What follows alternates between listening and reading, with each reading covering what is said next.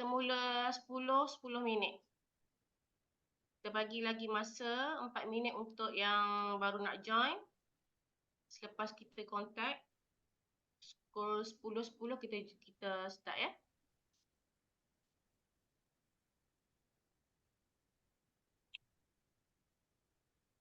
Baik.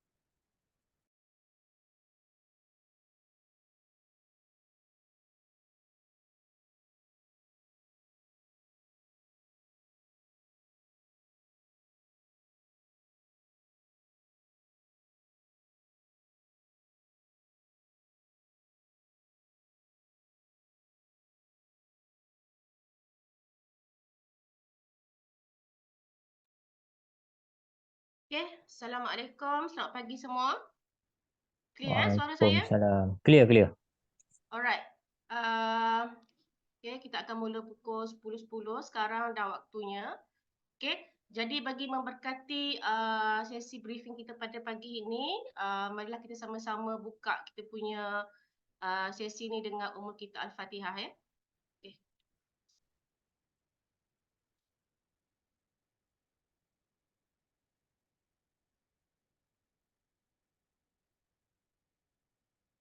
Okay, pertama sekali saya ucapkan terima kasih bagi semua wakil fakulti yang dijemput, okay, yang berpeluang hadir pada hari ini.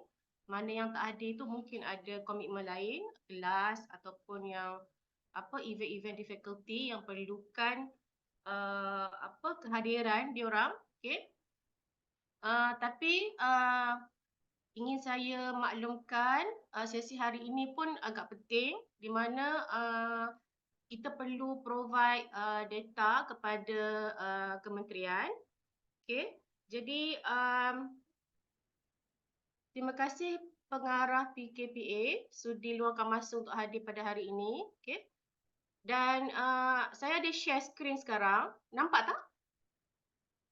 Nampak tak Jelas, skrin yang saya jelas. share? Okay, bengkel training of trainer taught penggunaan instrumen penentuan program TVET. Okay, jadi dalam ni, saya sebelum ni PKPA dah ada share bersama-sama email jemputan, ada share 3 dokumen. Satu FAQ, satu lagi slide daripada UTHM ni, sebab UTHM ni dia adalah leader kepada projek TVET ni. Dan satu lagi adalah instrumen tu sendiri dalam bentuk Excel tu. Okay. Jadi saya harap peserta pada hari ini dah go through materials yang diberikan, sebabnya hari ini saya akan hands on sikit lah macam mana penggunaannya. Okay. Dan sambil-sambil tu boleh tanya soalan, boleh interrupt saya anytime. Tak perlu nak tunggu hujung. Okay, sebab sometimes bila kita pergi satu-satu tu, kita boleh nampak lah apa yang kita punya concern, apa persoalan kita mengenai setiap dokumen yang saya akan tunjuk nanti.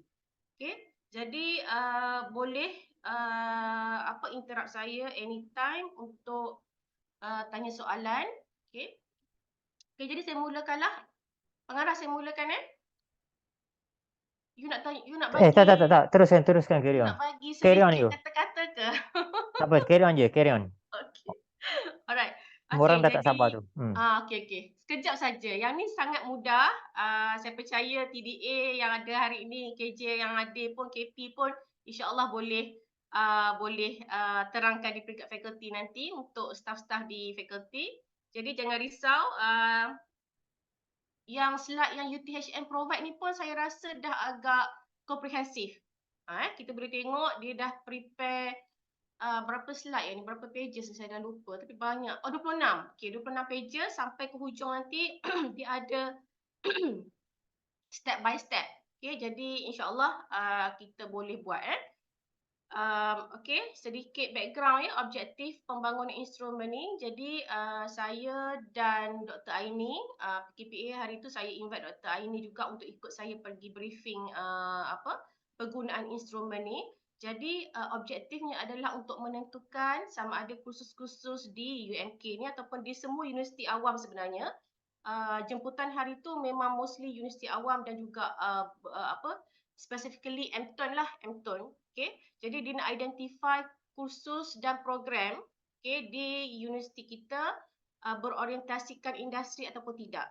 Okay. Yang kedua adalah untuk dia menyediakan mekanisme penilaian untuk dia identify satu lagi TVET ni di peringkat social science dan kemanusiaan, ataupun ada juga yang untuk sains dia panggil hard TVET. Okay, satu lagi yang macam social science dan kemanusiaan ni adalah untuk soft TVET. Dia ada dua kategori, nanti kita akan tengok. Satu hard TVET, satu lagi soft TVET. Jadi kenapa saya jemput semua fakulti kecuali FSE tidak hadir. FPV pun saya tak jemput, bersama dengan satu lagi accountancy di FKP. Okay? Sebab dia tidak termasuk dalam praktis ni, dalam exercise ni dia tidak termasuk sebab dia ada badan profesional tersendiri. Okay? Jadi untuk TVET ni dia tidak terlibat. Jadi sebab tu FKP untuk accountancy tak hadir, FSE tak jemput juga, dan juga FPV. Okay? Tapi luckily kita yang ada MBOT masih perlu buat. Masih perlu buat. Di FIAT ke semua program, di FIAT ada MBOT, di FBKT pun sama, ada MBOT, masih perlu buat. Okay? Masih perlu menjawab instrumen ni. Yang ketiga adalah untuk mendapatkan data bekalan dan permintaan graduan TVET untuk KPT. Jadi sebenarnya dia adalah at the end of the day menteri menjawab. Dia nak menjawab berapa program di TVET, macam mana implementation, macam mana keberkesanan program ni yang dalam menyumbang kepada TVET di Malaysia ni. Okey, yang ini adalah task force yang disediakanlah. Jadi kita tahu tadi yang macam saya dah explain, task force ni diketuai oleh UTHM. Jadi dia kat sana dia ada MyRevet ni lah, dia ada Institut Pendidikan dan Latihan Vokasional. Jadi MyRevet ni yang mengetuai task force ni. Okay, ni adalah aliran kerja. Jadi kita boleh nampak dia dah bentuk task force daripada April lagi, dan dia ada bengkel pembangunan instrumen. Dan seterusnya dia ada pembentangan instrumen, pre-council dengan JTC, dia ada TOT bersama dengan wasa mewakil universiti. Yang level ni lah yang kita orang dipanggil hari tu. Dan juga selepas semua universiti submit pelaporan, baru akan ada pembentangan nantilah oleh MyRevet. Keperluan pengajian TVET, jadi ini adalah kriteria-kriteria yang kita akan nampak dalam instrumen nanti. Kita akan nampak macam mana kita perlu menggunakan standard pekerjaan ataupun industri sebagai asas untuk pembangunan kurikulum. Kita juga akan tengok nanti piawaian yang digunakan dalam PMP kita, dan juga kita kena tengok juga untuk program yang mengandungi 50 hingga 70% komponen praktikal, adakah dia menjawab kepada TVET. Sometimes dia 50% hingga 70%, tapi at the end of the day bila kita buat evaluation, dia adalah bukan kursus atau bukan program TVET. Okey, seterusnya adalah penekanan kepada psikomotor dan kemahiran kerja. Nanti kita akan tengok beberapa kolom, satu kolom untuk teori, satu lagi kolom untuk praktikal. Okey, seterusnya komponen latihan industri, sebab ia adalah berkaitan dengan amalan pekerjaan, aktiviti di industri. Jadi dia nak tengok komponen latihan industri itu macam mana. Okey, dan seterusnya adalah projek berasaskan kerja atau projek berkaitan industri. Jadi untuk metodologi penentuan kursus berasaskan TVET ni kita tengok ada dua level lah. Satu penilaian satu lagi penilaian kedua. Jadi sebenarnya praktis yang betul adalah kita menjawab dulu dalam penilaian satu. Selepas kita dah comply dengan syarat-syarat di penilaian satu, baru kita proceed kepada penilaian dua. Tapi untuk UMK saya cadangkan ataupun saya bagi authority kepada fakulti, TDA, KJ semua untuk decide macam mana setiap fakulti tu nak buat. Sama ada dia terus nak buat penilaian satu dan penilaian dua concurrently, parallel kan, dia nak buat sekaligus, ataupun ada fakulti yang nak cuba buat penilaian satu dulu. Bila dia dah comply dengan penilaian satu, baru dia akan proceed dengan penilaian dua. Jadi untuk saya rasa personally saya rasa better buat dua-dua sekaligus. Jadi kita tak panggil pensyarah tu different masa, sebabnya kita punya peperiksaan akhir bermula 28 Januari. Jadi submissionnya adalah pada 20 nak 20 ke 21? 20 tu hari Sabtu, 21 tu hari Ahad. Faculty prefer macam mana? Hari Sabtu ke nak submit hari Ahad? Ada cadangan, kita letakkan terus date untuk submission. 28 tu dah final exam. Okey, saya letak date untuk submission 21 Januari ya, hari Ahad. Jadi semua fakulti akan submit last kali pada 21 Januari, hari Ahad. Jadi fakulti boleh plan macam mana implementation di peringkat fakulti. Nak buat dua-dua penilaian sekaligus ataupun mula dulu dengan penilaian satu, selepas itu baru proceed dengan penilaian dua. Sebab penilaian satu ni dia ada kriteria dia. Contoh, kita dah comply, kita dah dapat certain percentage untuk penilaian satu, kita dah boleh proceed ke penilaian dua. Ataupun terus nak proceed dua-dua penilaian sekaligus. Okay? Up to the faculty macam mana nak buat. Jadi stepnya adalah mula-mula kita kena mengenal pasti kursus dulu untuk penilaian. Jadi untuk exercise ni kita gunakan kursus sedia ada.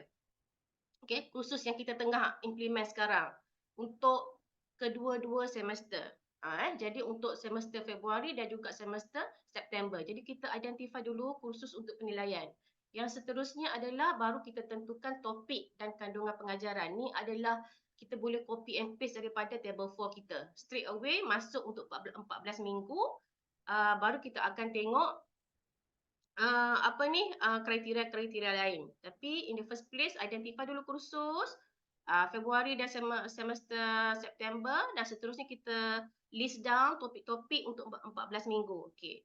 Dan baru kita akan menjawab kepada penilaian 1. Selepas bahagian ini dah selesai, kita akan proceed dengan penilaian topik dan kandungan. Masa ini adalah kita kena jawab menggunakan instrumen. Jadi sebenarnya untuk memudahkan kita, kita kena baca bersama. Okey, baca bersama slide yang saya tunjuk ni bersama dengan instrumen tu, instrumen Excel tu. Okey, jadi lepas kita dah masuk ke topik, kita kena jawab pula. Ada kolom, kalau rakan-rakan tengok dalam instrumen tu, dia ada kolom sebelah kanan tu, dia kena menjawab kepada amalan pekerjaan. Amalan pekerjaan ataupun berkait dengan industri ataupun tidak. Dia ada ya ataupun tidak. Okay, jadi yang tu kena jawab dulu. And then kita kena letak pula standard dia. Contohnya kita menjawab kepada kita menggunakan standard ISO bla bla bla bla kan, ataupun kita menggunakan standard daripada kementerian mana-mana ke. Okay, jadi kita kena letak di situ. Bila kita jawab ya, tidak semestinya letak. Tapi maksudnya kalau ada standard yang kita guna, dia adalah sangat bagus lah. Selepas tu baru kita boleh proceed dengan penilaian kedua, iaitu penilaian komponen teori atau praktikal berasaskan amalan pekerjaan ataupun industri. Jadi maksudnya selepas kita dah identify khusus kita ataupun kita punya setiap topik itu, kita kena jawab setiap topik tau. Contoh topik 1 ada ataupun tidak amalan pekerjaan, ya. Okay, topik 2 tidak. Topik 3 ya hingga ke topik 14 contohnya. Seterusnya next penilaian adalah kita nak kena jawab pula. Okey, topik itu adalah teori ataupun praktikal. Teori dia adakah dia berasaskan industri? Praktikal pula adakah berasaskan industri? Jadi kalau kita tengok nota kat bawah ni, penilaian ni adalah ditentukan oleh dokumen standard atau amalan pekerjaan industri.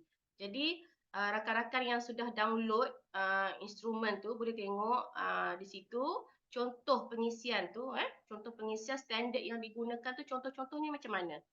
Biasanya dia sebenarnya nak implement, saya nampak banyak kepada yang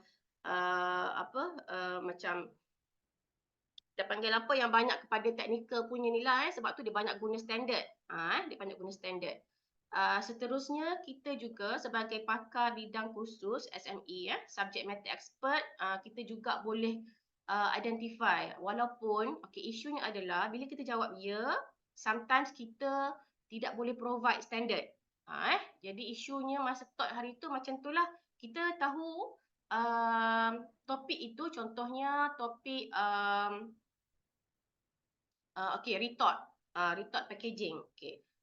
Kita tahu dia adalah sangat meluas digunakan di industri, tapi kita tak ada standard yang kita boleh follow. Jadi ini masanya adalah untuk kita gunakan kita punya kepakaran lah. Jadi kita boleh tulis kat situ topik retort packaging tu, ya, dia ada amalan pekerjaan ataupun industri, tapi unfortunately kita tak boleh provide standard sebab dia ada different column. Satu ya ataupun tidak, satu lagi kolom untuk kita sediakan dokumen rujukan, dokumen standard yang kita gunakan. Jadi selepas kita habis penilaian 2 ni, dia ada auto generate. Ada, nanti saya akan tunjuk instrumen tu macam mana. Dia akan pull semua data daripada semua pensyarah yang masukkan untuk setiap kursus. Dia akan pull hingga masuk ke kita panggil apa, satu sheet conclusion yang menentukan program ni TVET, program ni tidak TVET. Dia akan buat satu conclusion, ada satu sheet nanti saya akan tunjuk khusus TVET ataupun tidak. Jadi ni mekanisme dia. Jadi kalau kita tengok kat sini, untuk tahap diploma kita kena capai sekurang-kurangnya 50. Kita untuk kita degree di UMK ni kita tak ada diploma kan. Jadi kita akan guna pakai 50% ni. Dia punya threshold dia. Threshold dia adalah 50%. Untuk kita tengok nanti di bawah instrumen tu, kalau kita dah comply 50% baru kita boleh proceed ke peringkat kedua. Ni yang saya cakap.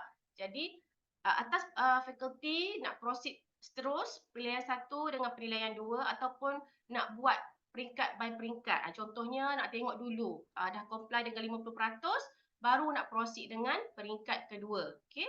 Jadi peringkat kedua ni pun sama untuk sarjana muda, dia punya threshold dia adalah untuk praktikal ya, make sure praktikal, nilai ambang praktikal berasaskan pekerjaan sekurang-kurangnya 50%. Yang ni memang dia emphasize on praktikal, nilai ambang praktikal. Jadi dia nak 50% untuk degree.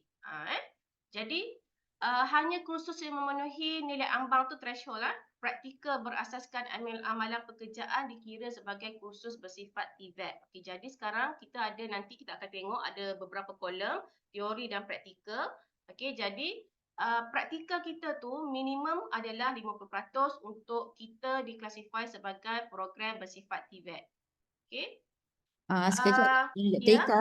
ya, sila Dr. Norime. Saya nak tanya, yang 50% tu adalah daripada jumlah kredit untuk setiap program. Bukan.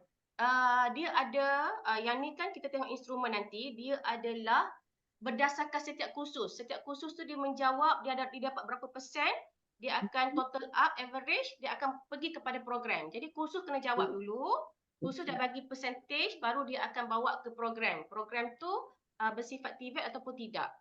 Itu macam mana? Jawab tak? Alright, thank you. Nanti kita tengok okey.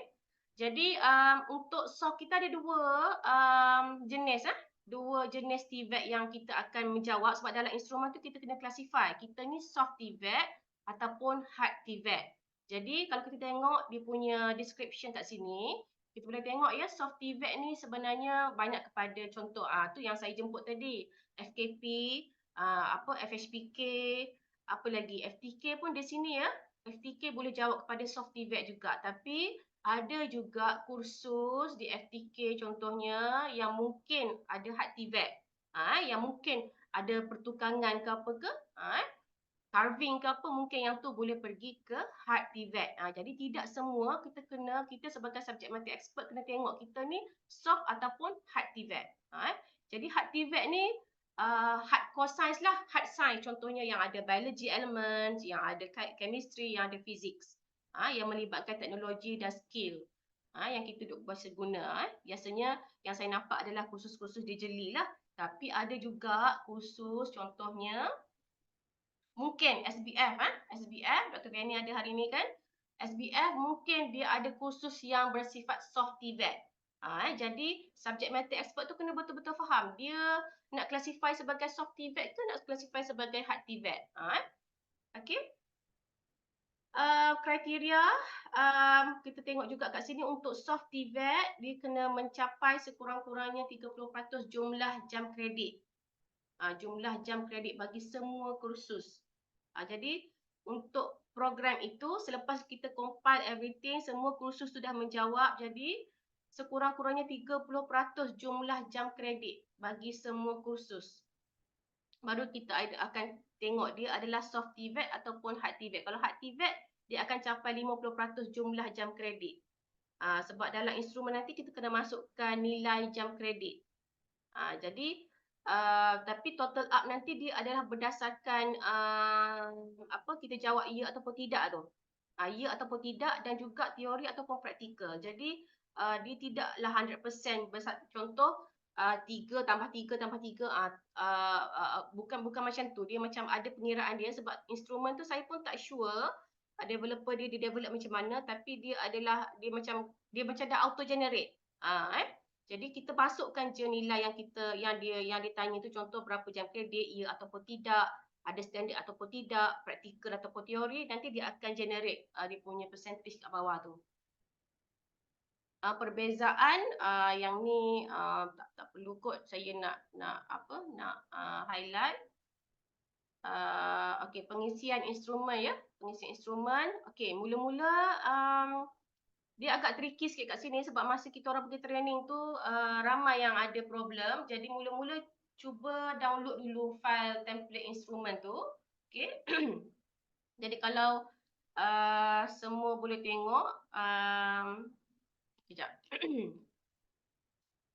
dalam FAQ, saya ada buat FAQ, dalam tu ada teknik dia sorry, kat sini pun ada yang ni, yes. Yang ni so maksudnya bila kita dah download instrumen tu, kita kena klik properties. Okay, step 1 ni, klik properties dan kita boleh klik unblock kat sini. Okay, kita kena check unblock kat sini. Lepas tu kita apply dan okay. Boleh tak try buat dulu?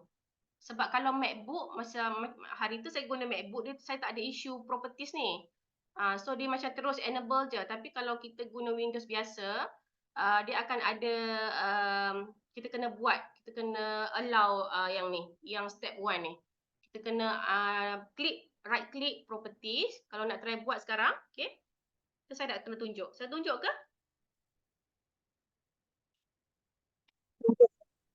Tunjuk pun Lah, okey. Dr. Ika. Okay, boleh, no problem. Okay, okay, saya share yang ni. Mana saya nak tunjuk?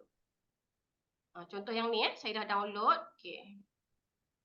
Okay, saya dah download. Okay, right click kat sini, instrumen saya ni.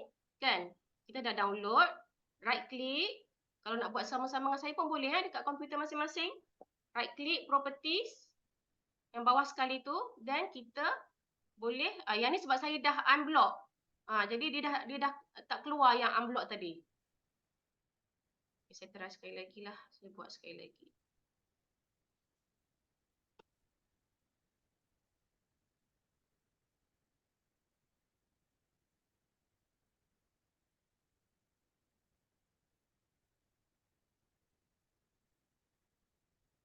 Boleh tak? Boleh tak? Keluar tak? Okay.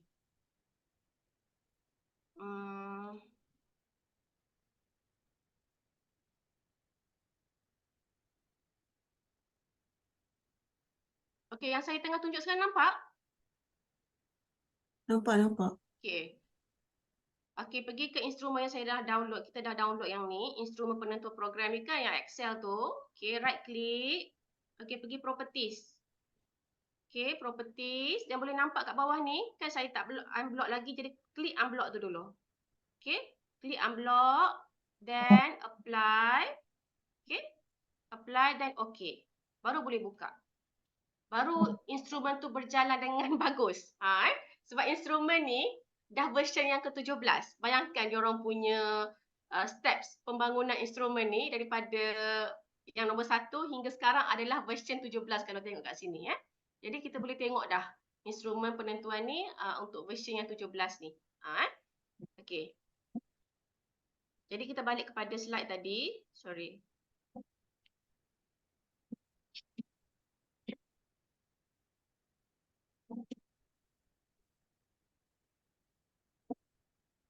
Okey ke? Yang tadi dah try buat ke? Dapat Dapat unblock semua tu Alright. Okay. So balik kepada yang ini. Okay. Ni step dia lah. Step 1 tadi. Kena klik, right click instrumen yang kita dah download. Klik properties dan juga unblock. Dan apply dan okay. Dan baru kita boleh buka dan guna instrumen tu dengan berkesan lah. Kalau tak dia ada hiccup dia somewhere. Okay. And then step kedua adalah, okay, kalau kita boleh tengok kat sini, ada beberapa tab di bawah ni. Ada beberapa tab. Satu adalah maklumat pengguna instrumen. Kalau boleh buka Kalau dah siapa yang dah download, dah okay, dia punya instrumen tu boleh buka bersama-sama dengan saya sekarang. Okay. Jadi kita ada beberapa tab kat bawah ni. Satu adalah maklumat penggunaan instrumen. Yang 4 ni jangan hirau apa-apa. 4 ni sebenarnya dia adalah page kosong. Page summary tadi. Kalau sesiapa yang ada 4 page tab yang kuning ni, 4.0 penentuan program ni, boleh klik reset.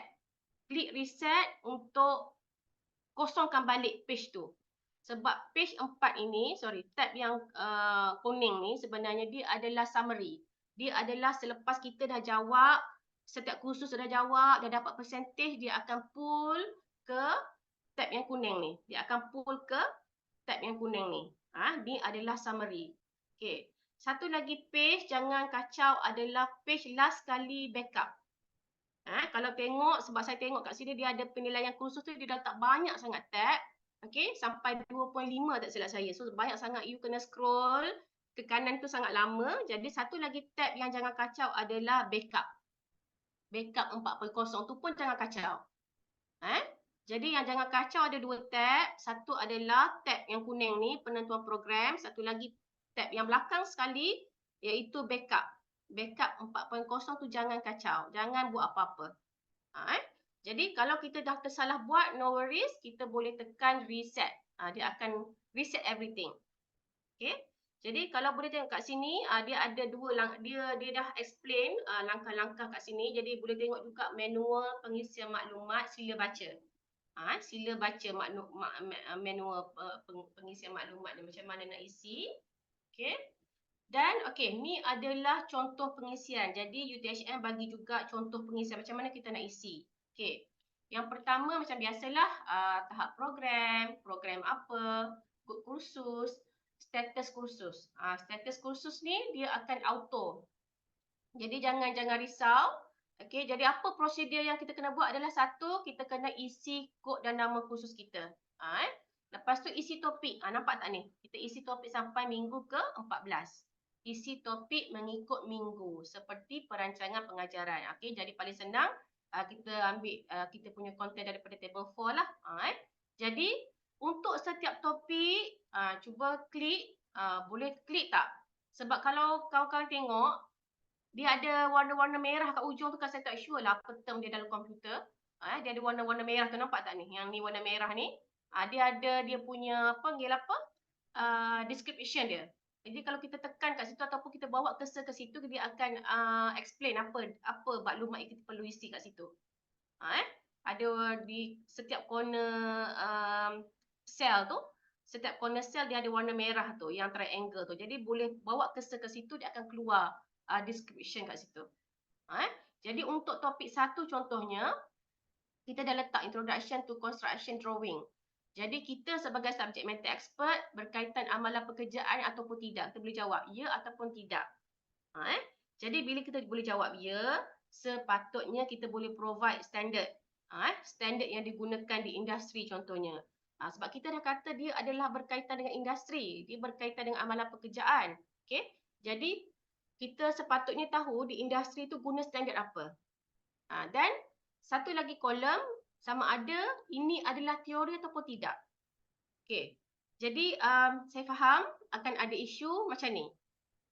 Praktis kita adalah kita tak perlu risau sangat nak fikir berapa persen.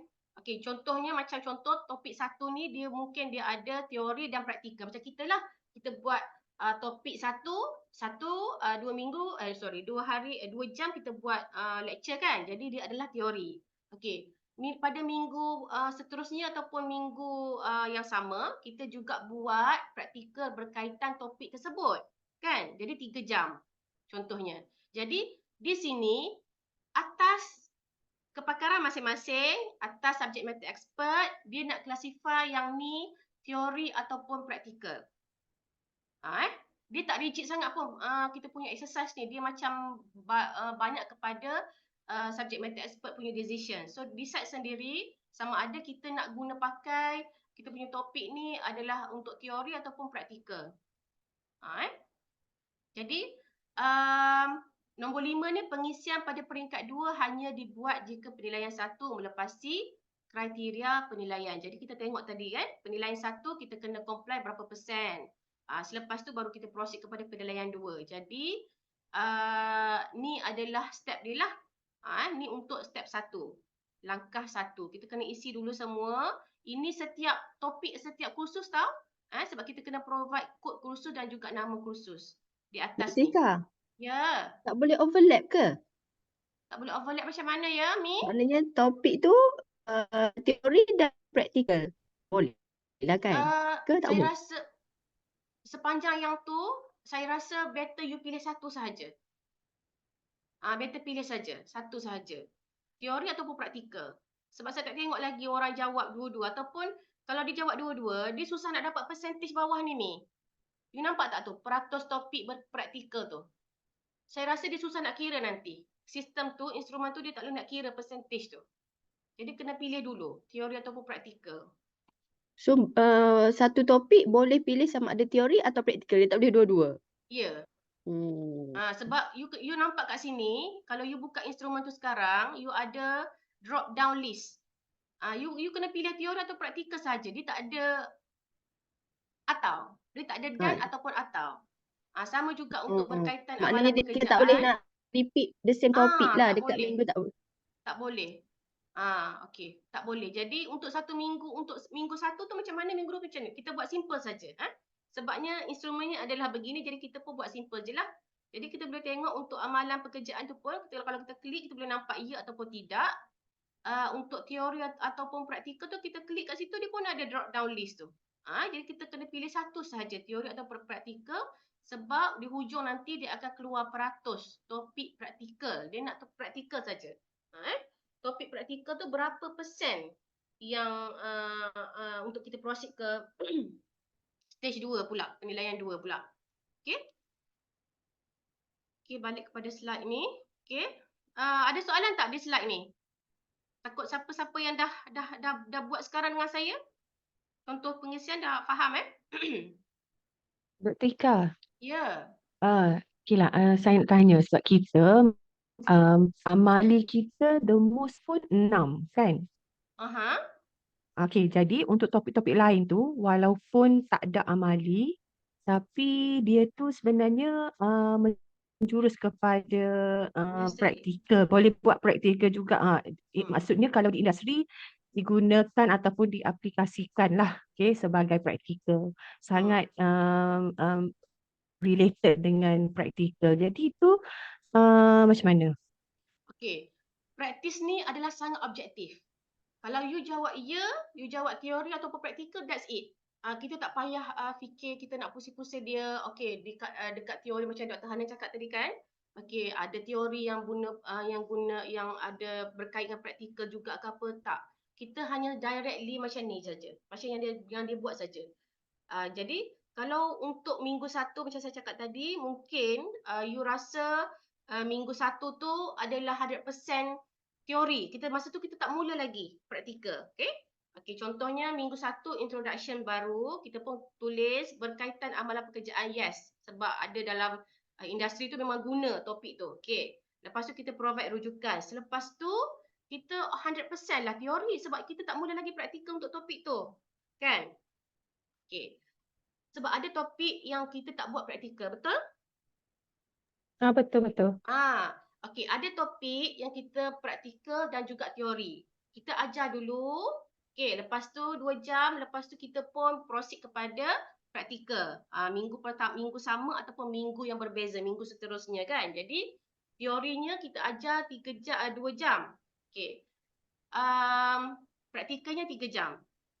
Jadi subject matter expert boleh pilih praktikal sebab praktikal tu lagi dominan. Satu lagi yang kita boleh tengok, okey, kalau kawan-kawan tengok kat sini, okey. Contoh topik 1 kan dia ada 1.1, 1.2, 1.3, 1.6 kan? Jadi tak semua subtopik dalam ni kita buat praktikal kan? Ya. Jadi mungkin kita hanya pilih subtopik 1.4, engineering drawing ni saja yang buat praktikal. Jadi secara logiknya praktikal tu lagi dominan daripada teori. Nampak tak? Sebabnya kita hanya guna subtopik 1.4 saja untuk buat untuk buat praktikal. Praktikal tu dah 3 jam. Sedangkan teorinya adalah 2 jam tapi merangkumi semua yang kita buat teori dan juga praktikal. Macam mana? Saya explain sekali lagi Okey. Dalam topik 1 contohnya kita ada subtopik 1 hingga 6 kan. Jadi kita buat teori, kita buat lecture 2 jam sahaja. Okey, kita buat lecture 2 jam sahaja untuk semua topik 1 ni. Subtopik 1 hingga subtopik 6. Okey. Jadi untuk teori kita cover 6 topik. Tapi untuk praktikal contohnya kita guna subtopik 1.4 ni. Jadi kita tarik 1.4 kita buat praktikal untuk 3 jam. Jadi kalau saya akan klik praktikal. Sebab saya praktikal tu adalah lagi dominan daripada teori yang kita ajar tu, yang berkait dengan industri tu. Yang berkait dengan amalan pekerjaan tu, dia lagi dominan adalah praktikal, bukan teori. Nampak tak? Okey.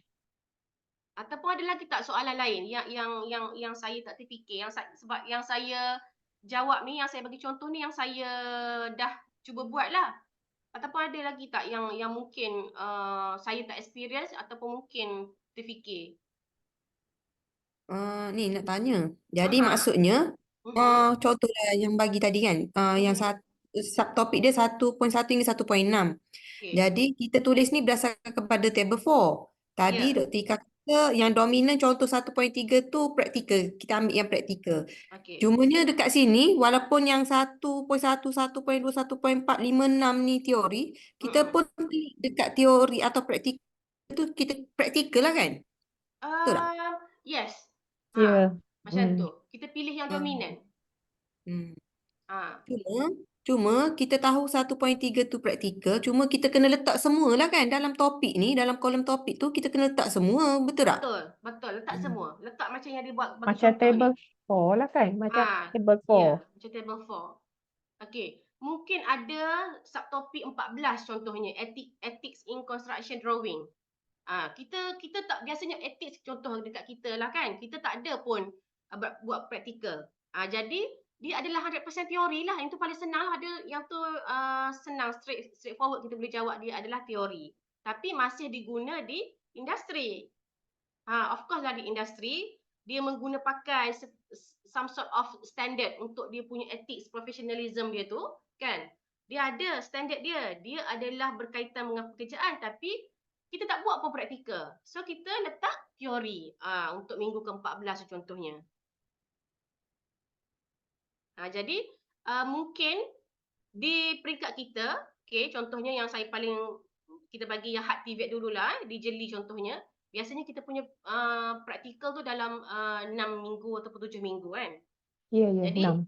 saya boleh katalah paling senang kita boleh buat adalah 7 minggu tu kita boleh terus letak praktikal. Macam tu.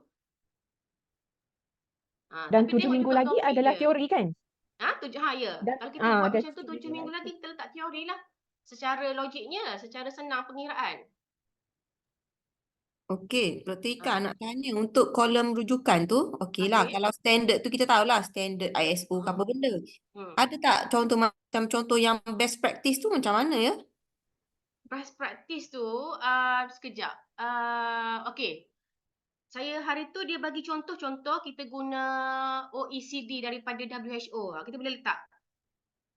Tapi make sure di industri dia guna ke tak contohnya. Kita buat screening untuk microbes contohnya. Kan dia ada berapa dia punya CFU unit ke apa kan, dia punya range tu kan. Jadi kalau di industri, kalau student kita kan yang ambil kursus ni pergi industri, dia akan guna method yang sama ataupun tidak untuk dia punya antibacterial evaluation tu. Dia punya bacterial count dia tu, dia punya evaluation untuk bakteria dia tu, adakah dia menggunakan method yang sama. Jadi method tu sebenarnya kita adopt daripada OECD contohnya, WHO punya method ke apa. Kita boleh letak kat situ. Macam tu. Best Assalamualaikum. practice. Doktor, boleh Ya. tanya tak, Doktor? Daripada Sila-sila. teknologi kreatif program. Okey. Contohnya macam PP2 kami memang hands on kan. PP1 maybe ada teori lah. Jika baru proposal. Jadi, macam PP2 dia dah mostly dah progress tu dah bermula. Minggu pertama dia orang akan tunjukkan lakaran apa semua. So apakah dokumen ni kalau kita letak semuanya praktikal, it's okay ke? Okey, kita sebagai subject matter expert kita lagi tahu kursus yang kita ajar tu dekat industri macam mana. Jadi kalau doktor rasa yang doktor letak memang 100% teori praktikal kan? Praktikal. Jadi praktikal tu mungkin kat sini sebab dia adalah pola yang berbeza. Dia mungkin tidak berkait. Okey, mungkin tidak berkait dan juga mungkin berkait. Jadi atas kepakaran pensyarah masing-masing subject matter expert tu sendiri. Dia nak decide macam mana. Jadi kalau 100% praktikal pun no problem. Ini untuk PP2 sajalah. Saya rasa untuk walaupun kami hands on, Saya yakin semua subjek mungkin minggu pertama masih lagi teori, masih Hmm. lagi pada penerangan tentang apa, kos apa semua kan. Tapi tak mustahil untuk minggu kedua dan hingga akhirnya lebih kepada praktikal dah kan. Lebih Betul. kepada, Betul. sebab apa doktor sebut tadi, katakan ada subtopik tu walaupun 8 teori, Hmm. tetapi satu je buat sketching dan sebagainya, Mm-mm. even manual ataupun digital still letak praktikal kan. Betul. Dia atas subjek contoh yang saya bagi tadi contoh nak compare tempoh pembelajaran teori dengan praktikal yang mana dominan. Yang tu adalah paling senang dari segi masa. Okey. Jadi kita punya comparison tu dari segi masa saya rasa sangat senang untuk kita buat justification, untuk kita buat perbandingan relatif lah. So that kita boleh classify teori ataupun praktikal sebab orang akan confuse kat situ. Teori atau praktikal. Jadi sebagai contoh macam itulah. Jadi kalau untuk doktor punya subjek, kalau start minggu kedua sampai minggu ke-14 tu memang praktikal, dan praktikal sajalah. Okey? Atas subjek Even mereka. hanya sketching apa macam mind mapping pun still kita kata dia praktikal lah. Praktikal yang berkait dengan amalan pekerjaan. Adakah mind mapping tu Dia berkait dengan brainstorming, pekerjaan? part of brainstorming lah dalam industri macam kami. Memang bila dapat projek tu brainstorming first lah. Okay, Jadi dia dapat adalah idea. amalan di industri kan? Ya, ya. Jadi amalan di industri dia adalah ya untuk kolom amalan di industri, and then penilaian yang seterusnya adalah praktikal ataupun tidak tu kita kena jawab lah. Kalau sketching semua tu dia memang buat praktikal, then kita boleh highlight praktikal kat situ. Okey, satu lagi Dr. Sorry, saya reverse satu yang tentang nak tanya tentang yang rujukan tu, either standard or best practice tu. Okey. So let's say macam advertising, let's say katakan mereka kena buat something to do with ideation. Kita nak guna apa yang perlu kolom rujukan tu kita nak nyatakan. Let's say satu minggu tu mereka buat ideation saja, teori sekejap, and then jadi kita nak letak apa tu bahagian tu. Okey, isunya adalah masa hari training kita orang tu, dia tetapkan begini. Bila kita jawab amalan pekerjaan, kita jawab ya. Dia macam mewajibkan untuk kita sediakan standard ataupun best practice. Tapi ada universiti ataupun kita sendirilah, kita tahu amalan tu berkait dengan pekerjaan. Okay, amalan di industri memang buat method tu. Tapi kita tak boleh provide rujukan. Tapi tak apalah, kita just letak NA ke ataupun macam mana ke, kita letak dash ke apa, tapi isi something lah kan. Saya cadangkan mungkin letak non applicable ke, NA ke apa. Tapi kita boleh jawab seterusnya. Sebabnya kalau doktor tengok, saya ada attach juga FAQ. Ada FAQ yang saya attach tu, item yang berapa, nombor 2 ke berapa. Saya ada tulis, jika kita menjawab ya di kolom amalan pekerjaan, adakah kita mesti letak standard, kita mesti letak best practice? Jawapannya adalah tidak. Jawapannya adalah tidak. Jadi kita tahu ada ya, tapi kita tidak boleh provide standard ataupun best practice, tak apa. Just letak NA, just letak remarks apa-apa kat situ. Okay. Dia memang totally depends pada SME. Okey, terima kasih Doktor. Okey, ada soalan lagi? Okey, seterusnya kita pergi ke penilaian kursus. Penilaian kursus ni okey. Penilaian 1, pengisian maklumat teaching and learning dan rujukan piawaian amalan industri. Samalah macam tadi ya. Okey, kita boleh tengok penilaian kursus ni banyak tab kat bawah tu. Jadi nanti saya nak minta bantuan ketua program, penjelasan program untuk provide lah tab untuk kursus masing-masing. Dia mungkin di provide kat sini, saya tengok banyak sangat. Jadi mungkin dia akan terlebih tab. Jadi nak minta bantuan jugalah untuk fakulti untuk cantikkan dokumen ni semasa hantar kepada PKPA untuk kita orang compile dan hantar ke UTHM. Untuk hantar kepada dia orang. Jadi tab kat bawah tu sangat banyak. Nak minta bantuan fakulti kemaskan dokumen ni. Kalau terlebih tab, buang tab. Kalau terkurang tab, boleh tambahlah tab masing-masing. So banyak tab untuk penilaian kursus. Jadi penilaian kursus yang kat bawah ni adalah setiap kursus kena jawab. Jadi kita boleh masukkan, kalau boleh tengok instrumen tu, yang warna orange tu semua adalah untuk course owner untuk masukkan maklumat masing-masing. Maklumat masing-masing. Course owner masukkan maklumat masing-masing. Okey. Okey, jadi selepas untuk course owner tu, selepas dia dah buat sampai 14 minggu, dia dah jawab ya ataupun tidak, dia dah jawab, dia dah provide standard ada ataupun tidak, dia dah letak praktikal ataupun teori, dia akan keluar peratus topik praktikal ni kat sini. Okey, dia akan keluar peratus topik praktikal berasaskan amalan pekerjaan. Selepas tu, kita kena klik semak penilaian. Semak penilaian tidak untuk ke next penilaian, untuk penilaian 2. Semak dulu. Kita boleh klik button tu, semak penilaian 1. Nanti dia akan cakap kita ni, kursus kita ni layak ke penilaian 2 ataupun tidak.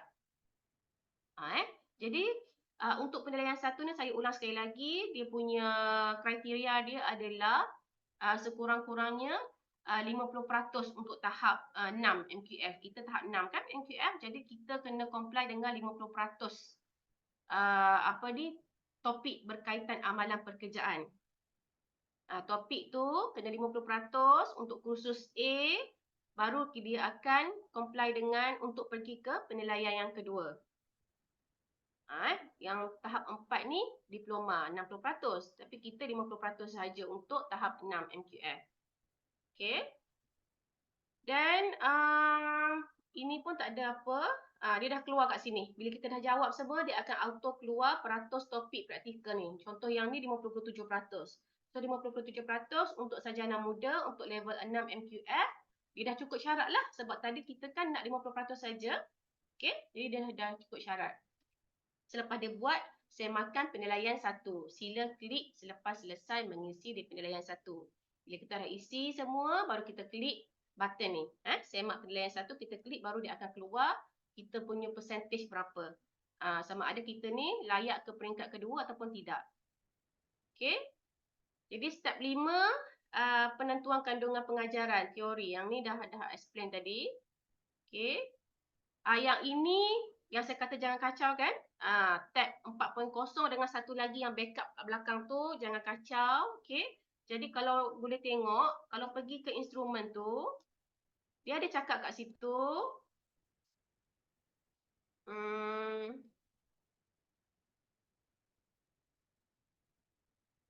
Kursus apa je yang kita kena buat.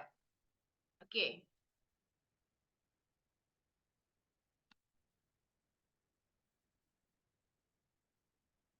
Kalau tengok di sini, dia akan letak teras program. Kita fakulti tak payah letak tau. Wajib universiti tak payah. Jangan letak, kita hanya letak untuk program sahaja. Untuk program sahaja. Teras dan elektif program sahaja. Kalau yang universiti punya tak payah letak. Kita bermula dengan teras program. Sebab kita nak evaluate program. Okey, teras program. Yang universiti tak payah hirau. Kita tak payah risau untuk kursus universiti. Jadi bermula dengan teras program. Okey. Selepas kita dah selesai langkah 1, kita boleh tekan langkah 1 ni, kita balik kepada tab yang pertama, maklumat penggunaan instrumen. Kita dah siap tadi kan? Penilaian 1 kita dah letak, kita dah dapat 57%. Kita kembali ke tab pertama. Kalau selesai dia akan keluar hijau. So maksudnya kita dah selesai lah. Langkah 1 ni kita dah selesai. Tekan langkah 1 dulu. Kita dah selesai dah. Kalau kita belum jawab, belum selesai, dia akan color merah.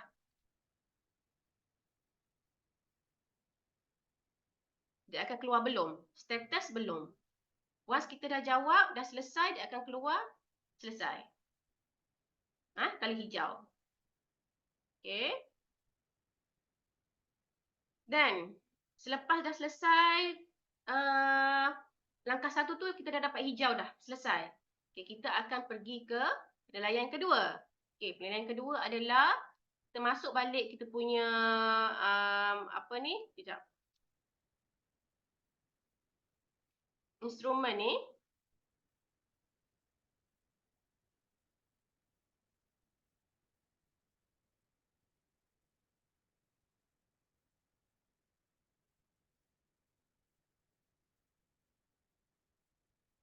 Penilaian kedua ni, kita kena identify hard TVET ataupun soft TVET.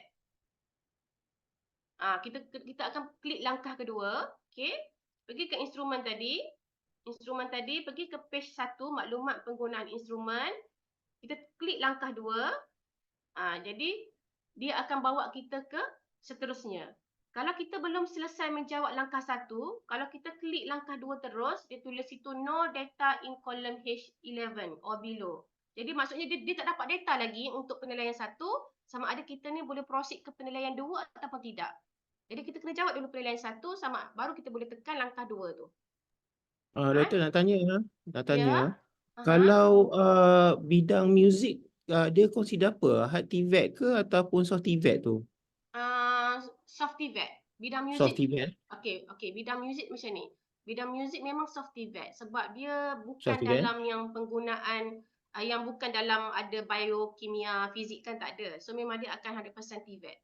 Sorry, soft TVET. Kalau macam industri design tu macam dia orang ni banyak buat perabot, semua tu bengkel. Kalau bengkel base maksudnya still soft TVET lah maksudnya. Still soft TVET. Okey. Faham. Biasanya kursus-kursus di jeli dengan VET tak termasuk. Jeli ni biasa akan more to hard TVET lah. Okey. Okey, dia masuk kalau tu. yang soft TVET ni untuk social science dan kemanusiaan, arts, dia kira soft TVET. Sebab Okey. FTK tu dah termasuk dalam arts kan? So arts tu adalah soft TVET. Betul, jadi- satu lagi dalam apa ni tab nombor 4 ni semua dah ada kursus-kursus sampel kat situ Tab nombor nombor 4 tu. 4. Yang colour kuning tu Contoh ke? penentuan dalam tu ada tak? Yang ni dia kena kosong sebab dia Ah, akan okey. pull semua data daripada penilaian kursus tadi tu. Setiap kursus dia kena jawab dulu. Baru dia akan Okey, bawa, okey. dia akan auto generate masuk ke tab yang colour kuning, yang 4 ni. Sebab Okey, tu okey. kalau kita nampak sekarang tab dia kena, sheet ni kena kosong. Okey. Kalau sheet ni ada something, pergi ke page pertama, maklumat pengguna instrumen kena reset. Nampak tak atas ni reset? Okey. Nampak. Reset tu jika anda tertekan langkah 2 dahulu. Kita jenis yang nak try and error kan, kita tekan sana, tekan sini, tekan sana, tekan sini. Okey. Kita nak experience dulu kan. Faham. Jadi kita pun pergi main-main tekan langkah 2, mungkin dia akan keluar dekat sheet yang penentuan program ni, dia akan keluar. Macam saya pun, ada tu saya main-main, tiba-tiba dia keluar banyak kat situ. Saya pun contact dia orang. Okey. Saya kata macam, kenapa saya punya tab 4 ni dah ada something? Dia kata sebab tadi dah tekan-tekan. Dah tekan langkah 2 dulu. So, pergi ke reset untuk kita kosongkan data. Okey. Kita nak kosongkan data di 4.0 penentuan program sebab dia adalah summary. Dia sepatutnya summary. Okey, doktor. Faham. Jadi, Terima kasih. sebab tu saya tak boleh tunjuk lagi sebabnya kita tak ada contoh summary. Kecuali dia yang ditunjuk ni lah. Ni baru dia akan keluar Okey. macam ni. Dia akan Okey. keluar dah. Kursus pengurusan projek pembinaan, construction drawing dah keluar dah kat sini. Dia adalah pool data daripada kursus-kursus yang dah menjawab tadi tu, yang dekat tab color orange tu, penilaian kursus tu. Jadi jangan lupa yang di highlight kat sini adalah kita kena jawab program apa kita punya ni adalah hard TVET ataupun soft TVET, jawab kat situ. Dan satu lagi, jumlah enrolment pelajar, masukkan nilai kat situ. Jumlah enrolment pelajar masukkan. Jadi nyatakan enrolment pelajar untuk sekarang lah. Contohnya sekarang saya menjawab kepada kursus saya semester September ni 40 orang. Jadi saya akan letaklah kat situ 40 orang. Okey.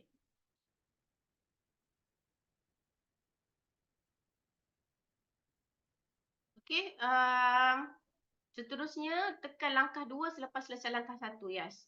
Bila kita dah selesai semua, baru dia akan keluar status penentuan program. Program bersifat TVET. Program bersifat TVET, kalau kita tengok kat sini, ada kali hijau dah bawah ni, status program. Program bersifat TVET. Jadi kat situ dia juga ada row, jumlah jam kredit kira berapa, pengiraan peratus dia macam mana. Dia adalah penilaian peratus dia, mungkin dia akan kira untuk kolom. Kalau kita tengok kat sini, kolom untuk teori berapa persen, kolom untuk praktikal berapa persen. Jadi kita sepatutnya kita kena comply dengan 50% kan. Jadi yang ni kenapa dekat sini peratus jam kredit ni dia keluar untuk teori 51, untuk praktikal 49. Tapi dia masih consider sebagai program bersifat TVET. Saya tak sure lah, mungkin 49.5 ke apa kat sini. 49.6 ke 49.7 ke. So dia keluar program bersifat TVET. Sebab kita kena tengok balik tadi, contoh tadi,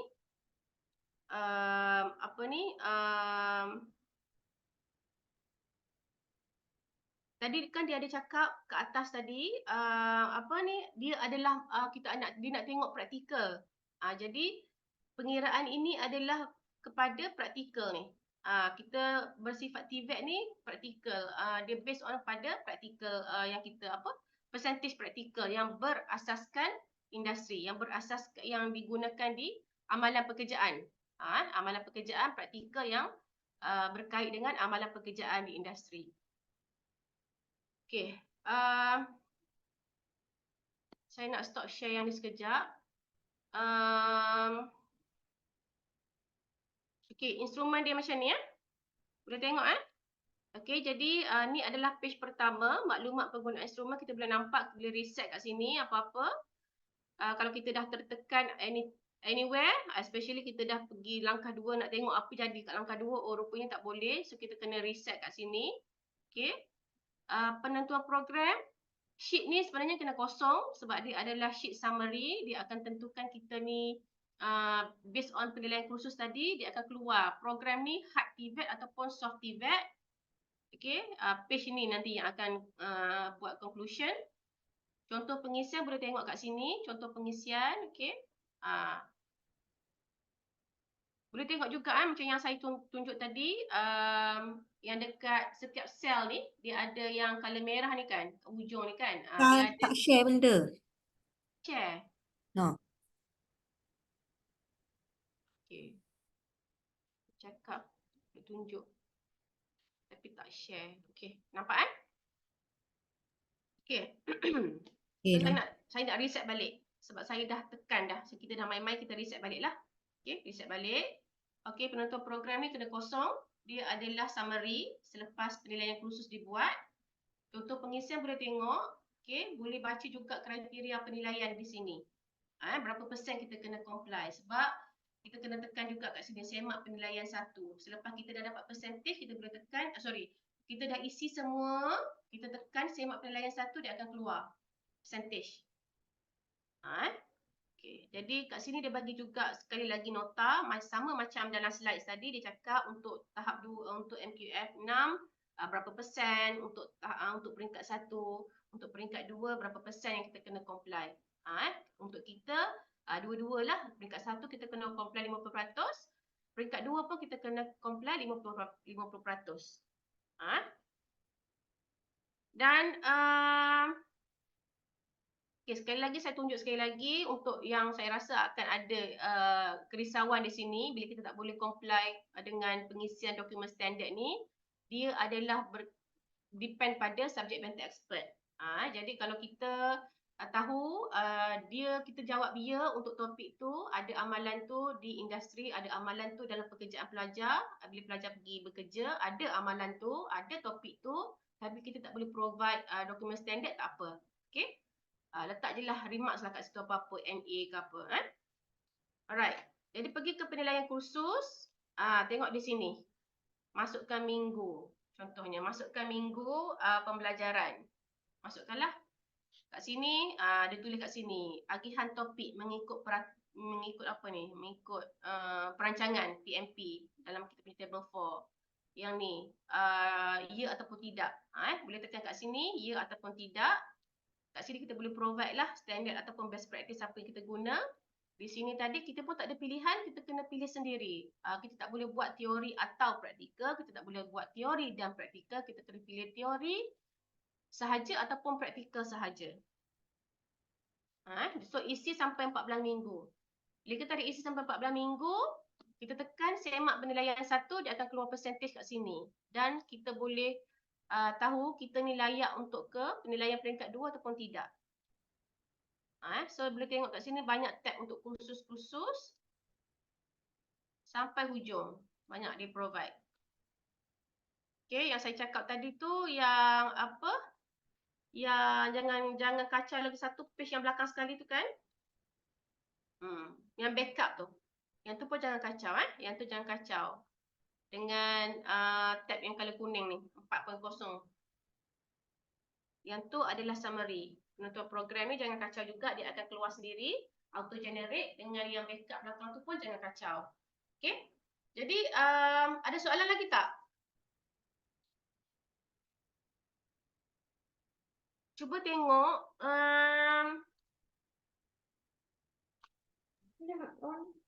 Assalamualaikum. siapa tu ya? Okey, Amsyah. Amsyah. Ya, ni nak tanya ni. Just nak confirmkan balik. Untuk pemilihan kursus tu, kita fokus kepada program yang teras program dengan elective program saja kan? Ya. Maksudnya teras fakulti, teras wajib universiti tak payahlah. Wak universiti tak payah. Dengan teras fakulti.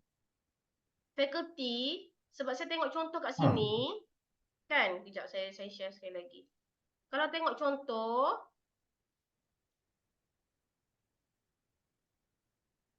dia hanyalah teras program dan elektif saja. Itulah macam tu. Program, jadi faculty tak payahlah, kita tak payah buat. Yang dia tak minta tu kita tak payah buat. Okey. Faham. Yang kedua berkenaan dengan tarikh deadline tu kan?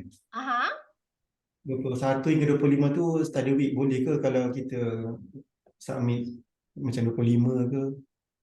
Sebab saya rasa kalau kita bersempatlah buat bengkel dengan fakulti lain 21 hingga 23 ke, dan 25 tu kita boleh submit terus. Sebab masa tu adalah study week. Oh, korang nak buat bengkel masa study week? Buat sekali sehari dan kita boleh terus submit ke PKPA lah. Boleh kan kalau kita buat submit 25 last tu?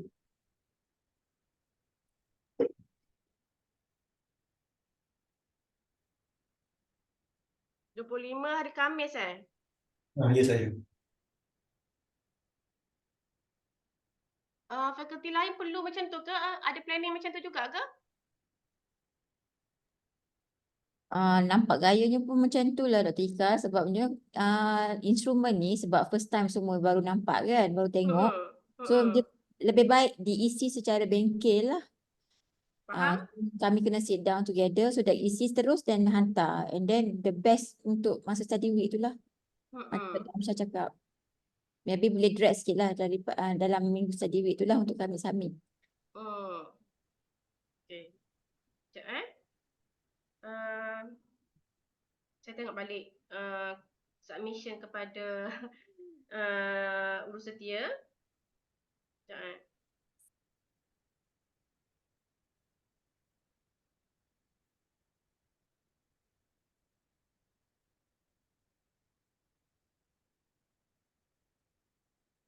Bolehlah.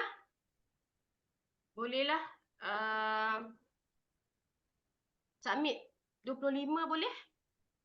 Jadi saya harap dokumen yang sampai ke PKPA tu dah kemas lah. Saya tak perlu nak ni. Sebab saya nak kena compile dan hantar report kat dia orang. Jadi saya harap yang sampai ke PKPA tu dah kemas. Sekejap. Saya nak share satu lagi.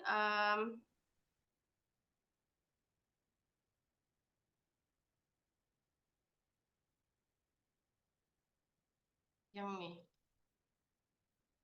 Yang ni dah buka lah padahal. Ni. Okay. So, apa ni?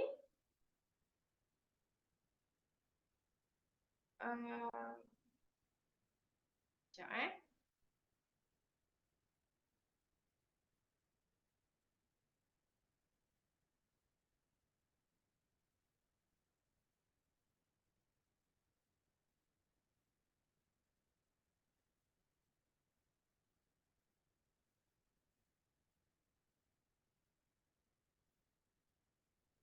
okay.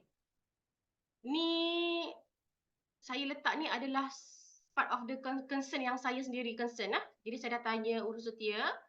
Jadi salah satunya adalah tadilah saya dah explain tadi kan macam mana kita nak make sure Excel yang kita dapat tu berfungsi dengan baik. Sebab kalau kita tak buat macam tu, dia ada function-function, ada dia punya equation dalam tu yang tak function. Jadi memang kena buat macam yang urus setia bagi tadi. And then yang kedua, inilah kalau kita dah tekan ya untuk lajur berkaitan amalan pekerjaan, kan ada tab tadi kan, kita letak ya ataupun tidak, kita lah klik ya. Jadi soalannya adalah rujukan mesti dilampirkan ataupun tidak. Jadi jawapannya tidak perlu. Jadi kalau kita tengok contoh pengisian tadi, dia banyak, bila dia jawab ya je, dia ada dokumen standard dia. Bila dia jawab ya je, dia ada best practice yang dia letak. Tapi sebenarnya tidak perlu. Tidak perlu. Jadi sekiranya tiada dokumen rujukan, okey, boleh letak ya. Boleh letak ya, tapi jadi subject matter expert tu sendiri tahu subjek tu ya, ada amalan tu di industri, tapi kita tak ada dokumen yang kita refer. Kita tak ada standard, kita tak ada best practice. Cumanya dia adalah common practice di industri. Yang tu Jadi soalan yang ketiga, adakah proses verifikasi dokumen nanti jika ada pihak mana yang akan mengesahkan kesesuaian? Jadi sebab kita dah nak Share ke? ya. Tak Dr. Ika share macam yang ni saja. Saya share apa? Ni yang Dr. Ika share sekarang ni tak ada pun PDF untuk penentuan program akademik. Oh, tak ada. Apa je lah yang saya share?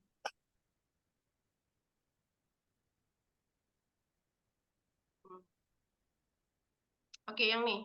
Nampak kan? Yang ni. Okey, jadi kita dah yang kat 3 dah ni. Kita dah yang dekat ketiga.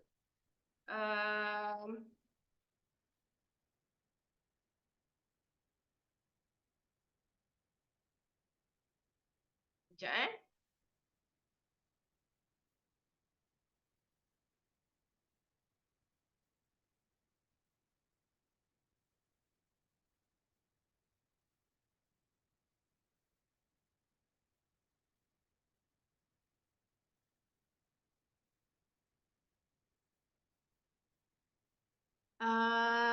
Okey, jadi sebab kita dah ada setengah peserta, dia sangat concern lah. Okey, kita ni nak kena buat juga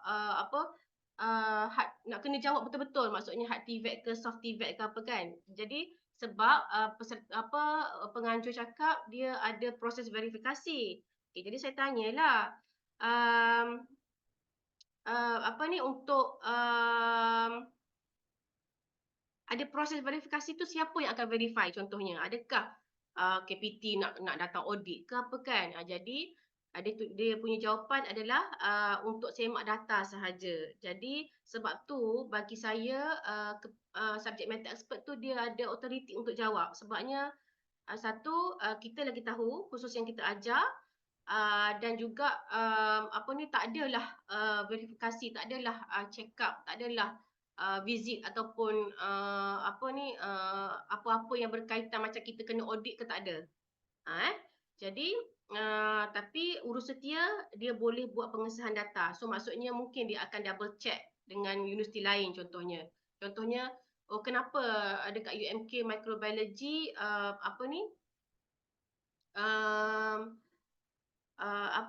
kenapa jawab kenapa tak ada, kenapa percentage untuk praktikal tu tak capai pun 50% contohnya. Kenapa microbiology dekat UiTM capai? So dia boleh buat double check, dia boleh buat cross check macam tu.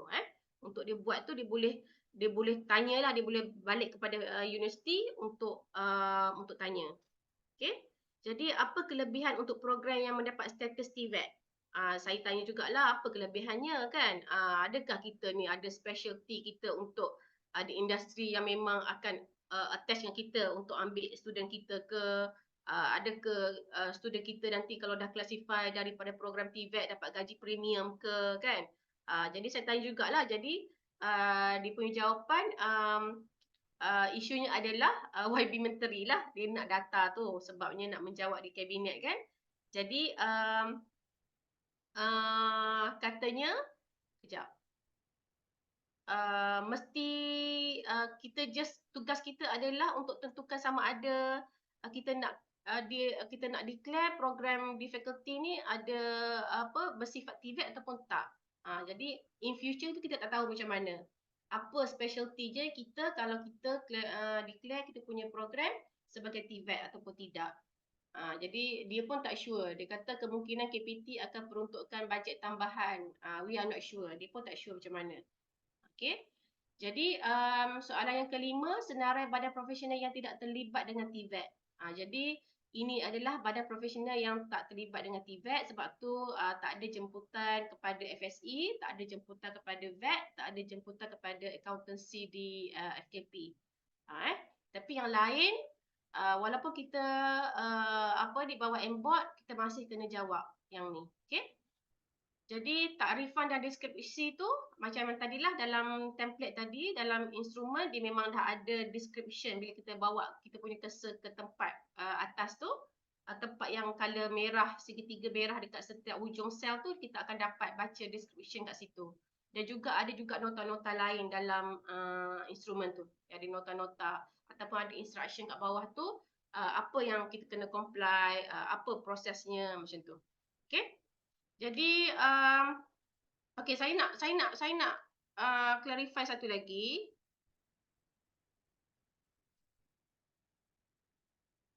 Okey, sekarang sebab kita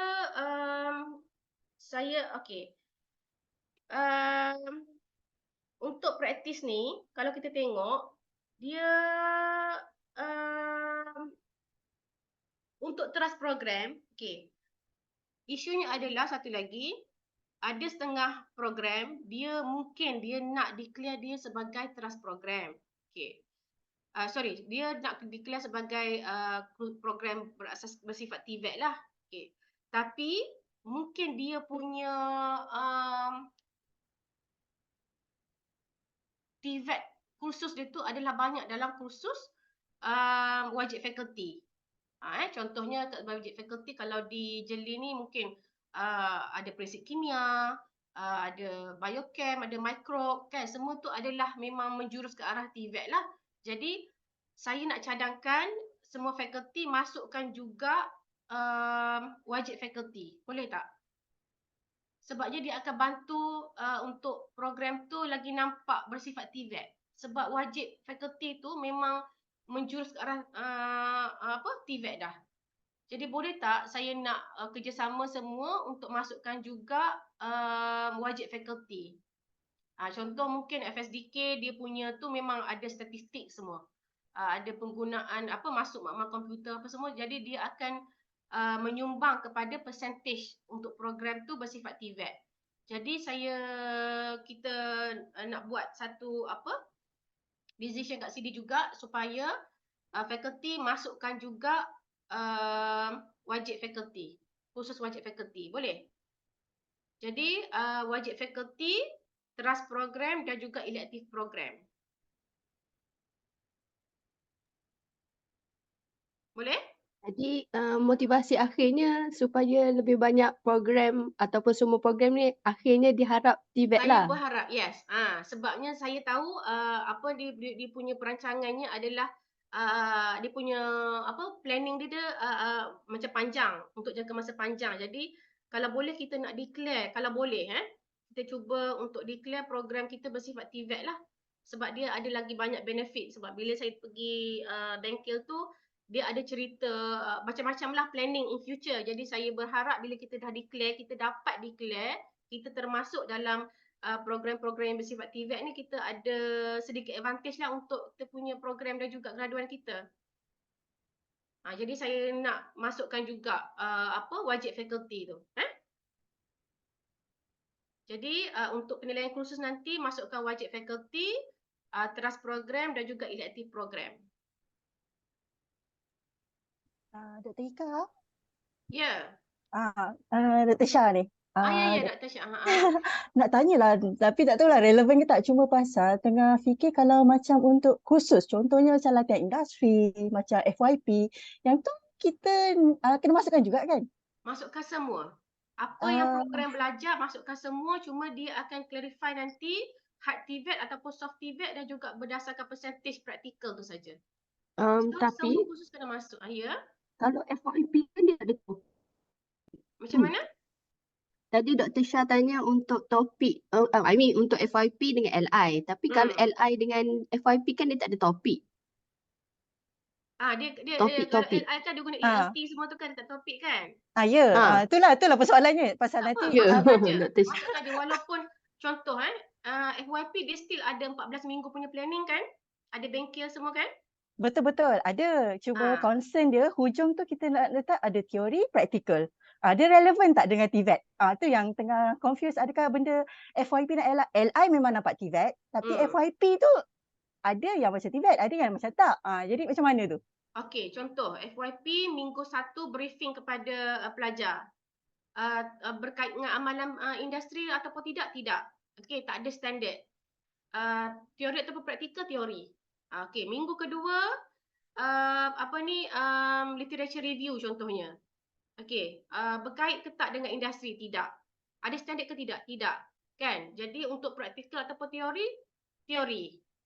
Macam tu. Jadi mungkin ada minggu yang bengkel. Bengkel penggunaan instrumen. Okey, berapa jam bengkel 3 jam. Jadi mungkin ada minggu tu berkait dengan praktikal. Dia boleh letak kat situ praktikal. Jadi mungkin percentage untuk FYP tu dia akan jadi rendah lah sebab FYP 1 contohnya dia akan banyak kepada briefing kan. Teknik nak buat tesis. Tapi FYP 2 dia adalah minggu 1 hingga minggu ke-14 tu dia orang masuk lab saja. Jadi boleh declare lah untuk FYP 2 memang dia banyak ke arah praktikal dah. Jadi contoh setiap kursus tu dalam FYP 2 punya table 4 untuk minggu 1 hingga minggu 14 berkaitan dengan amalan industri ataupun tidak, berkaitan pekerjaan ke tak. Kalau saya contoh sebab FYP kan dia ada ikut program kan, jadi mungkin SBP contohnya, pembangunan produk, dia tahu FYP 2 dia ramai student akan masuk lab. So kalau saya akan letak semua berkait dengan industri dan juga semua praktikal. Saya akan buat macam tu. Nampak tak Dr. Shah? FYP 1 dan FYP 2 berbeza lah. FYP 2 tu kalau saya sebagai subject matter expert, saya tahu macam mana saya handle FYP 2 di faculty, saya akan letak semua untuk contohnya SBL, agroteknologi. Dia memang kita expect FYP 2 tu dia memang hands on. So saya akan jawab 1 hingga 14 ataupun ada setengah faculty dia tak guna 1 hingga 14 tau. Macam FBKT saya ingat saya dia ikut by topik. So mungkin topik dia sampai 6 saja. So kalau saya akan jawab semua berkait dengan industri untuk FYP 2 dan juga yang kolom yang hujung sekali tu saya akan jawab praktikal sahaja. Okey, FYP faham? 1 dan FYP 2. Okey, thank you. So FYP 1 tu dia boleh jadi ada juga praktikal, ada juga teori sebab ada setengah faculty dia buat FYP 1 tu dia dah mula buat bengkel untuk student dia. Mungkin subject matter expert tu dah nak kata saya nak declare topik ni, saya nak declare sebagai praktikal. Tak apalah. You declare topik tu walaupun dalam FYP 1 untuk praktikal, tak apa. Nanti kita akan tekan penilaian 1 tu dia percentage dia macam mana. Kalau saya FYP 2 memang saya akan letak semua jawab ya berkaitan dengan amalan pekerjaan di industri dan juga kolom yang hujung saya akan letak semua praktikal. Sebab FYP 2 kita tahu dia student dah mula hands on.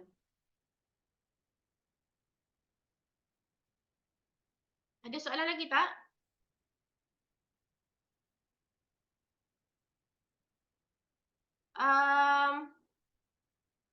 Kawan-kawan kat Jeli mungkin dah familiar dengan saya. Mungkin boleh direct tanya saya, tapi mungkin yang belum familiar dengan saya mungkin di FTK, FSDK,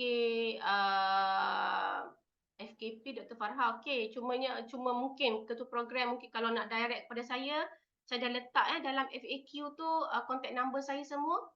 Just in case nak tanya saya directly, bolehlah sila boleh WhatsApp saya ke apa, kita boleh tanya directly. Okay, jadi conclusionnya adalah satu, kita akan buat pengisian dan submission daripada fakulti adalah pada 25 Januari. Okay. Macam yang saya kata tadi, saya harap dokumen yang sampai ke PKPA tu bila 25 Januari tu dah kemas lah. Ketua program tolong cantikkan dokumen, buang tab-tab yang penilaian program tu yang tak perlu, label cantik-cantik, wajib contoh kat dalam tadi tu wajib fakulti, wajib teras program, elective program, apa lagi? Dan seterusnya apa lagi ya? Conclusionnya itulah date dengan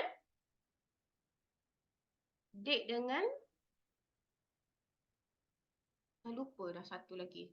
Ada dua benda saya nak cakap tadi conclusionnya. Tak apalah, date dululah 25 hari bulan. Okey.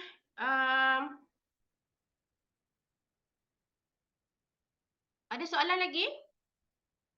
Sebelum kita akhiri. Ada? Okey, terima kasih sekali lagi pada semua yang hadir untuk dengar briefing dan saya harap 25 hari bulan ni boleh hantar data ke PKPA. Pengarah mungkin nak tutup sikit, nak bagi kata-kata sikit. Tak ada apa dah saya. Okey.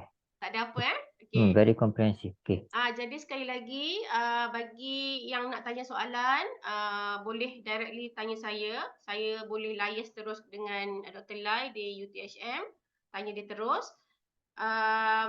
Submission 25 hari bulan, UMK akan hantar dokumen satu kursus wajib fakulti, teras program dan juga elective program.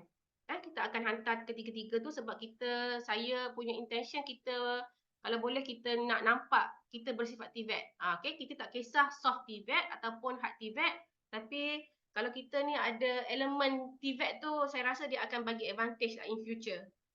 In future akan ada advantage sebab MyRevet ni tengah work on something. Jadi tak kisah FTKW boleh declare soft TVET, GSD, FSDK boleh declare soft TVET, FKP, FHPK boleh declare soft TVET, FBKT, Fiat, FSB boleh declare hard TVET. Okay? Tapi it's not necessarily semua kursus dalam program adalah hard TVET, semua kursus dalam program adalah soft TVET. Dia bergantung kepada subject matter expert dan juga kursus tu sendiri. Macam seperti contoh tadi, macam mana SBF punya kursus mungkin akan ada hard TVET, mungkin ada soft TVET, tapi jangan risau. Okey? Okey, kita akhiri sesi ni dengan tasbih kifarah dan surah Al-As. Dan insya-Allah kita akan jumpa lagi. Mungkin bukan secara online macam ni, jumpa kalau ada persoalan lah sila kontak saya Okey. Terima kasih. Assalamualaikum. Waalaikumsalam. Salam.